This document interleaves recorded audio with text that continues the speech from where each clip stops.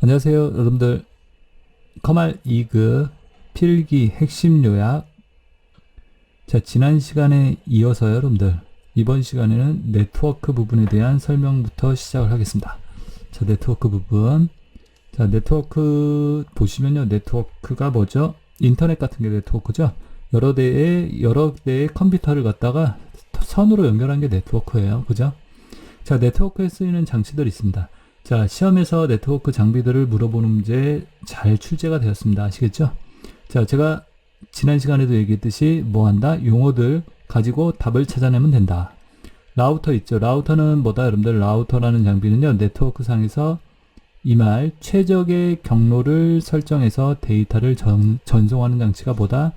라우터다. 그러니까 시험에서 최적의, 알겠죠? 경로를 설정해서 데이터를 전송한다. 아시겠죠?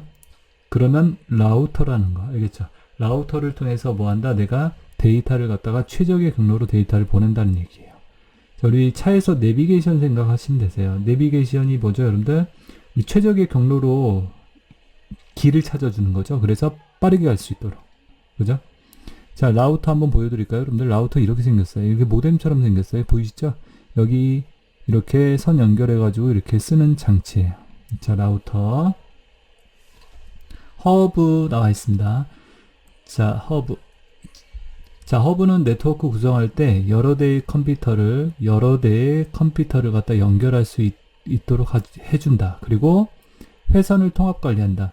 자, 그래서 다른 말로 집선장치, 회선 집선장치라고 얘기합니다. 집선장치, 네트워크 집선장치. 선이 한 곳으로 모이기 때문에.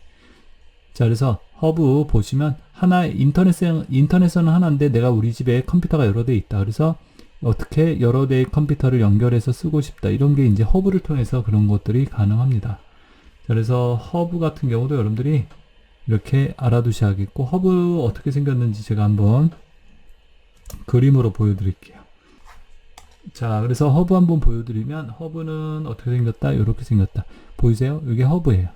자, 어때요? 이렇게 뭐 5포트짜리 있고 48포트짜리 있고 뭐 24포트짜리 있고 막 그러죠? 포트가 이 연결하는 구멍을 포트라고 얘기해요. 자, 그래서 인터넷선은 하나 꽂고 여기서 여러 대의 컴퓨터를 갖다 연결할 수 있는 선을 연결하면 되겠죠. 이게 허브입니다. 자, 허브가 뭔지는 알겠죠, 여러분들? 뭐 그림을 보여드리는 이유는 이해를 좀 더 편리하게 하기 위해서 보여드리는 거지, 그림이 시험 문제에 나오진 않아요, 여러분들. 자, 그래서 허브는 어떻게 하는 장치다? 여러 대의 컴퓨터를 연결할 수 있게 해주는, 그죠? 회선이 통합 관리된다. 그죠? 한 곳에. 그래서 집선장치 이렇게 얘기를 한다라는 거. 자, 그래서 허브도 여러분들 두 가지로 나눠볼 수가 있어요. 더미 허브랑 또 이제 자세하게 나누면 스위칭 허브로 나눠볼 수도 있습니다. 허브가 두 종류가 있어요. 더미 허브, 스위칭 허브. 더미 허브는요, 속도가 나눠진다라고 그래요. 속도가 나누어진다. 이게 이제 더미 허브. 그러니까 100메가인데 100메가의 속도로 들어와요. 근데 컴퓨터가 5대 연결돼 있다. 하나, 둘, 셋, 넷, 5대. 그러면 20메가씩 이렇게 나눠지는 거예요. 별로 안 좋죠. 스위칭 허브는 뭐다? 속도가 어떻다? 나눠지지 않는다.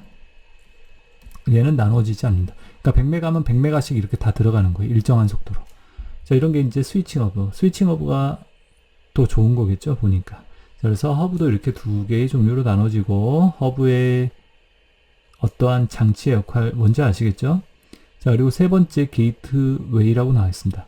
자, 게이트웨이는 다른 네트워크에 데이터를 보내기 위한, 자, 다른 네트워크, 요 말, 그리고 출입구 역할을 하는 장비가 뭐다? 게이트웨이다. 그러니까 서로 다른 네트워크를, 서로 다른 프로토콜을 이렇게 연결하고자 한다. 자, 서로 다른 네트워크. 그러니까 내가 예를 들어서 한국인데요. 저 한국에 있는데 저 미국에 있는 네트워크 연결한다. 그러면 아예 서로 다른 언어를 쓰겠죠? 구조가 다르겠죠. 자, 그래서 이렇게 서로 다른 네트워크를 연결할 때 게이트웨이라는 장비를 통해서, 우리 공항에 가보면 게이트웨이라는 데가 있죠. 거기를 통해서 우리가 비행기 타고 외국으로 빠져나가는 거죠. 똑같다라고 생각하면 돼요. 그 게이트웨이예요. 자, 그래서 게이트웨이 이렇게 알아두시면 되겠고요. 자, 그 다음에 밑에 DNS라고 나와 있어요. DNS. 도메인 네임 시스템의 뭐 약자라고 얘기를 합니다. 인터넷 도메인 네임을 뭘로 바꾼다? 숫자로 된 IP 주소로 바꿔주는 장비다. 자, DNS는요, 그래서 도메인을, 자, 도메인이 뭐다? 여러분들, 도메인 네임 문자 주소라고 그래요. 문자 주소. 그러니까 여러분들 주소 같은 거 쓰죠. www.naver.com 다음.net 뭐 이런 거 쓰죠. 자, 이렇게 이렇게 주소 다음.net이라고 이렇게 주소 쓰잖아요. 문자로 된. 이런 문자로 된 주소를 뭐라 그런다? 도메인이라고 얘기를 하죠. 이런 도메인을 뭘로? IP 주소로 바꿔주는 역할을 한다. 자, 그게 뭐다? DNS 서버다. DNS다라고 얘기를 합니다. 자, 그리고 마지막으로요. 브릿지라고 나와 있죠. 브릿지. 자, 브릿지가 다리죠, 다리. 자, 두 개의 근거리 통신망. 그러니까 랜이라고 얘기하죠. 근거리가 뭐죠? 가까운 거리에 컴퓨터들을 서로 연결한 걸 랜이라고 얘기하는데, 랜이나 또는 광역, 넓은 거리의 통신망 등을 상호 접속할 수 있도록 통신망을 연결하는 장치다. 그러니까 통신망과 통신망을 서로 연결시켜주는 이제 장치를 뭐라고 그런다? 브릿지라고 얘기합니다. 알겠죠? 게이트웨이는 서로 다른, 한마디로 비행기라고 생각하면 되고요. 브릿지는 고속버스예요. 이렇게 지방과 지방을 막 서로 연결하는 거.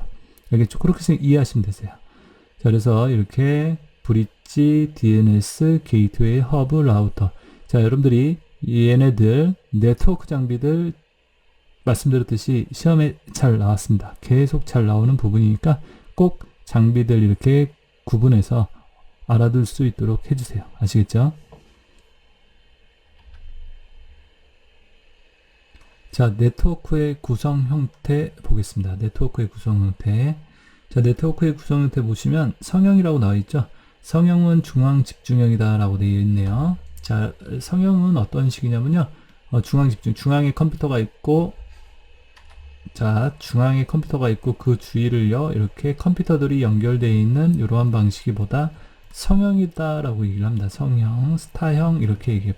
별성자를 써가지고 성형 이렇게 얘기하는 거죠. 자, 그래서 포인트 대 포인트 방식으로 1대1로 점과 점, 그러니까 1대1로 연결되어 있다. 그렇겠죠?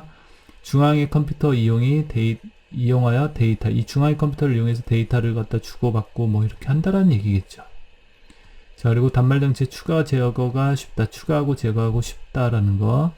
단말장치 하나가 고장이 나더라도 여기 뭐 컴퓨터가 하나 고장 났어요. 그래도 전체 통신망에 영향이 끼치지는 않는다. 그죠? 그 대신 중앙 컴퓨터 고장 시, 중앙에 이 컴퓨터가 고장 시 전체 통신망에 기능 정지가 올 수 있다라는 거.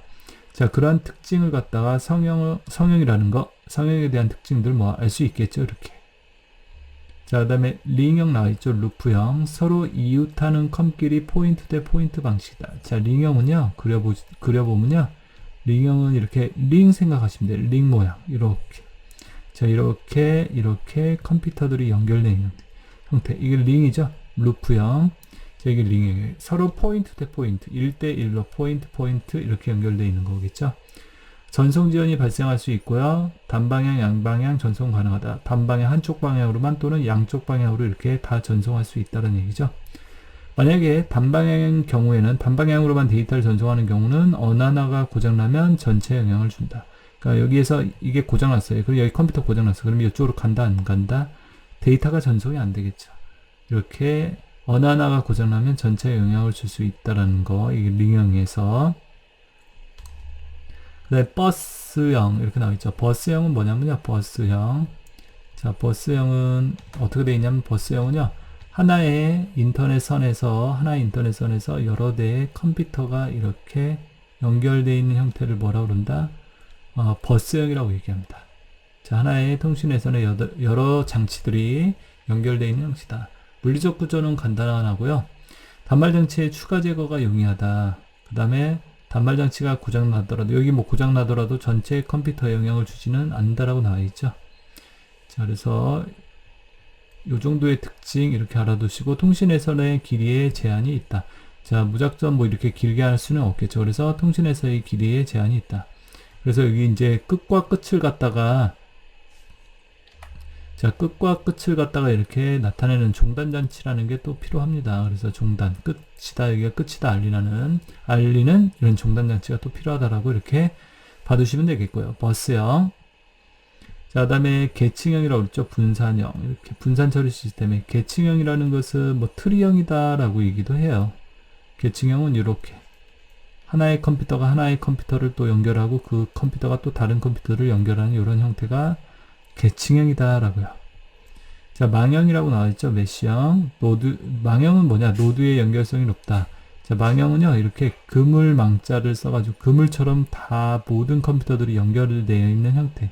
이걸 갖다 뭐라 그런다? 망형이라고 그래요. 보이시죠? 이렇게 모든 컴퓨터들이 어떻게 그물의 형태로 연결되어 있는 형태다. 그래서 많은 단말장치로부터 많은 양의 통신을 필요로 하는 경우에 유리하다. 많은 단말장치가 많은 양의 데이터를 서로 주고받을 때 유리한 게 뭐다? 망형이라는 거죠.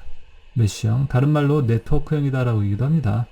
공중 데이터 통신망에 쓰인다. 자, 공중 데이터. 공중 데이터가 뭐죠, 여러분들? 여러 사람이 연결해서 사용하는 그러한 통신망을 공중 데이터 통신망이라고 얘기해요. 자, 그래서 공중망에 많이 쓰는 게 무슨 형? 망형이다라는 거 알아두시고요. 통신회선의 총 경로가 가장 길고 통신회선 장애 시 다른 경로를 통하여 데이터 전송이 가능한 형태가 뭐다? 망형에 대한 특징이다라는 거. 그래서 네트워크의 구성 형태들 각각의 특징들 한 번씩 이렇게 봐두시고 여러분들. 자, 맨 마지막에는 그 TCP/IP라고 인터넷 표준 프로토콜의 구성 요소 나와 있죠. 자, TCP/IP를 뭐라 그러다? 인터넷 표준 프로토콜. 그래서 TCP하고 IP가 두 개가 결합되어 있는 프로토콜이라고 얘기합니다. 그래서 슬러시가 들어간 거예요. 자, 프로토콜이란 말은 뭐다? 여러분들 프로토콜, 통신 규약. 그러니까 통신하기 위한 규칙과 뭐다? 약속의 집합. 그러니까 프로토콜은 하나의 프로그램이라고 생각하면 돼요. 여러분들. TCP/IP라는 이런 프로그램이 들어가 있음으로써 뭐한다? 통신을 할 수 있다는 거예요. 그러니까 윈도우를 설치하면 기본적으로 TCP/IP라는 게 같이 깔립니다. 이게 있어야지만 뭐를 할 수 있다? 내가 인터넷을 할 수 있는 거예요. 아시겠죠? 이게 바로 TCP/IP다라고 이해하시면 됩니다. 자, 이제 그 다음 내용 한번 볼게요, 여러분들. IP 주소라고 되어 있죠. IP 주소는요, 인터넷에 연결된 컴퓨터의 무슨 주소, 숫자 주소다. 인터넷에 연결되어 있는 컴퓨터의 어떠한 숫자 주소를 갖다 IP 주소다. 자, 도메인은 이렇게 문자로 되어 있는 주소가 바로 여기 보이죠? 이게 도메인이에요. 문자 주소. IP 주소는 숫자로 된 거. 예를 들어서 210.103.3.1이다. 뭐 예를 들어서 이런 식으로요. 자, 이거는 뭐다? 여러분들 IP 주소라고 그래요. 그러니까 사람으로 따지면 주민번호라고 생각하면 돼요. 주민번호. 우리 개개의 개인들을 갖다 구분하기 위해 쓰이는 하나의 번호겠죠. 고유한 번호. 자, 그래서 이걸 갖다 뭐라 그런다? IP 주소다라고. 그리고 도메인은 우리 이름이라고 생각하면 되죠. www.뭐뭐.뭐 이런 식으로요. 자, 그래서 IP 주소는 보시면 IP 버전 4가 있어요. 32비트짜리 현재 사용하고 있는 IP 주소라고 얘기합니다. 그래서 192. 뭐 이런 식으로 이렇게 표현이 된다. 자, 그래서 0에서부터 255자까지의 숫자를 가져올 수 있고요. 가져다 쓸 수 있고요. 0부터 255자까지 그 다음에 10진수를 사용한다. 자, IP 버전 6은요. 차세대에 사용할 IP 주소다. 그러니까 우리 핸드폰을 기준으로 따지면 지금 5G가 IP 버전 6이다라고 생각하면 돼요. 알겠죠? 4G는 이제 IP 버전 4라고 생각하시면 되고요. 자, 이렇게.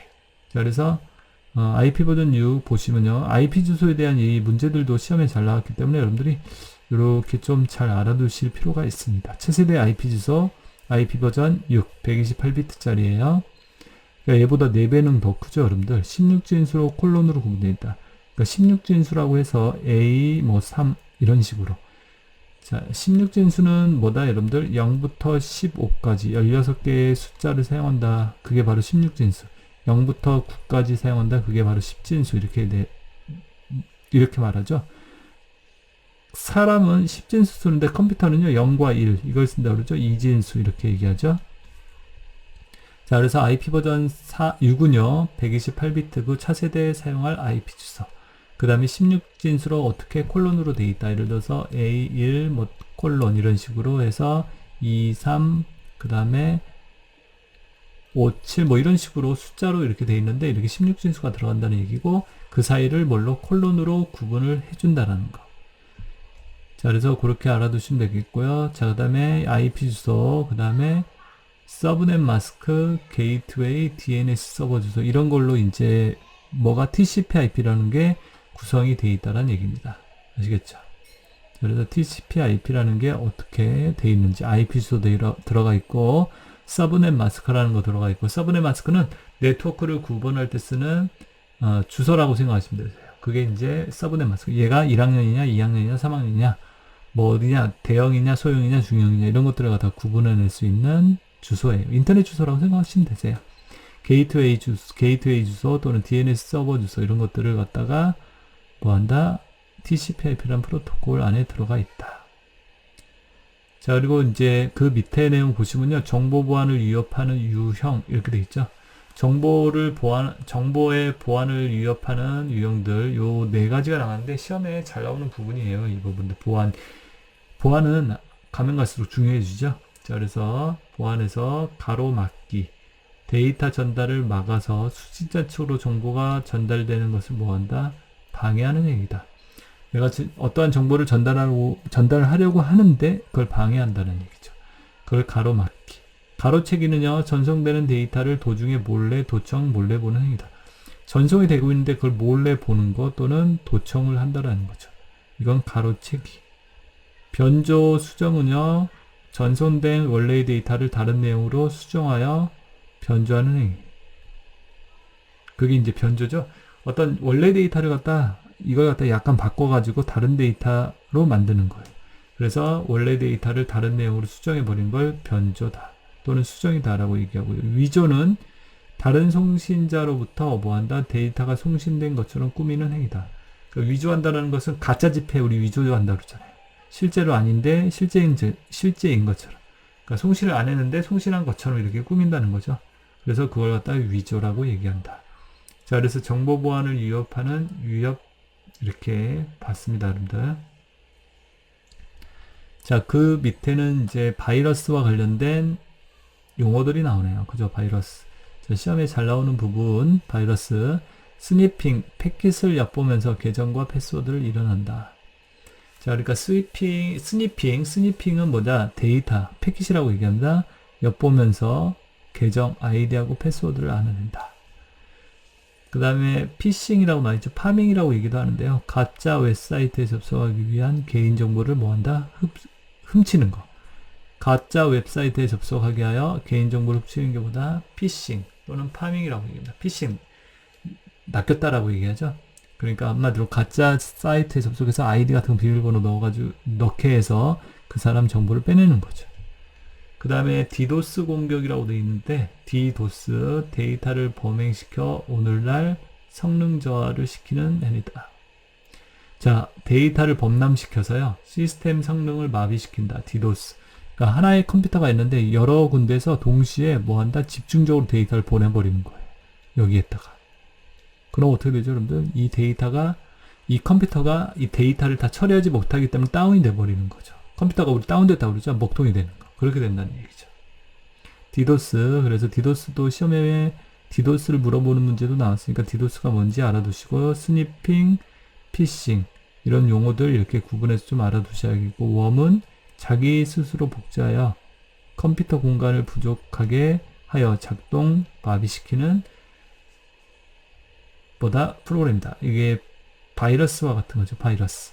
그래서 웜이라는 이러한 바이러스는 자기 스스로를 복제한대요. 그럼 자기 스스로를 계속 복제하면 어떻게 되죠? 여러분들 공간이 좁아지겠죠? 그럼 컴퓨터가 쓸 수 있는 공간이 없어지니까 어떻게 된다? 컴퓨터가 작동이 제대로 안 되게 된다는 거죠. 자, 그래서 바이러스 관련해서 여러분들 이렇게 내용들 알아봤어요. 스니핑, 계정과 패스워드 알아낸다. 파밍, 개인정보를 갖다 훔치는 것이다. 피싱, 이런 말, 같은 말이라고 그랬죠? 디도스, 데이터를 범람시켜 시스템의 성능을 마비시키는 행위다. 웜은 자기 스스로 복제해서 컴퓨터 공간을 부족하게 한다. 이렇게 정리해서 알아두시면 되겠죠.